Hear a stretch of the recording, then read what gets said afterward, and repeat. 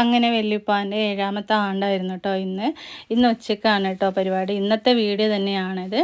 അപ്പോൾ അമ്മോൻ്റെ വീട്ടിൽ വെച്ചിട്ടാണ് കേട്ടോ, എൻ്റെ 2ാമത്തെ അമ്മോൻ്റെ വീട്ടിൽ വെച്ചിട്ടാണ്. അമ്മോനിപ്പോൾ വന്നിട്ട് ഒരാഴ്ചയായിട്ടുള്ളൂ ഗൾഫിൽ നിന്ന് വന്നിട്ട്.